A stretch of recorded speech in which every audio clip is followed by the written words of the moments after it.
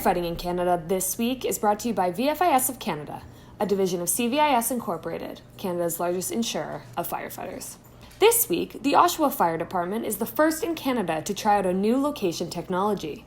Then, a new report from the University of Saskatchewan calls for changes to the province's current emergency management policies for northern Indigenous communities. And Canadian scientists are surprised to find lasting impacts the Fort McMurray fires had on local rivers. The Oshawa Fire Department in Ontario is the first in Canada to adopt a new location technology. What 3 Words was developed in the United Kingdom and has been adopted by many emergency services around the world. Dividing the world into a grid of 3 by 3 meter squares, it assigns each square with a unique 3-word identifier, allowing first responders to pinpoint the exact location of an emergency easily. Mobile users can use What 3 Words by downloading the free app or via an online map at what3words.ca.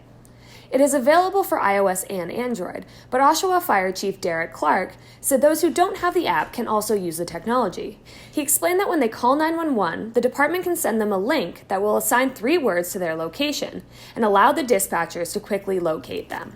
He said his department is excited to begin using the technology and encourages other Canadian departments to consider implementing What 3 Words in their communities. With all the restraints, all the fire chiefs know it's difficult sometimes to increase budgets, and especially with COVID now, with the restrictions, we're seeing significant losses in all our communities due to COVID.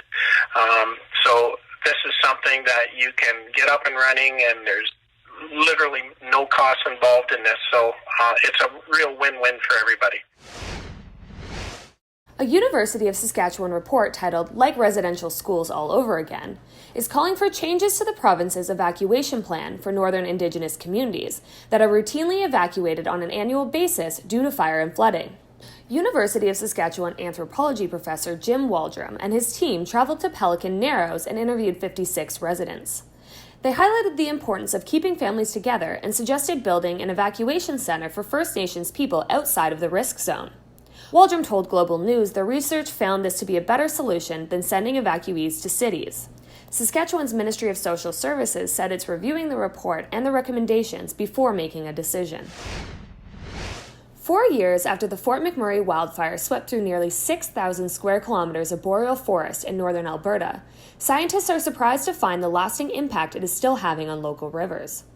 Aldous Sillins is a University of Alberta professor and co-author of a recently published study on how the 2016 blaze affected the Athabasca River. He said his team of researchers sampled and tested the Athabasca and other rivers upstream of Fort McMurray for a period of 7 months. Every time it rained, they detected significant increases in ash, potassium, nitrogen, calcium, and other heavy metals. Researchers said they believed the lingering fire-related material could be related to the province's geology being rich in fine-grained sediments.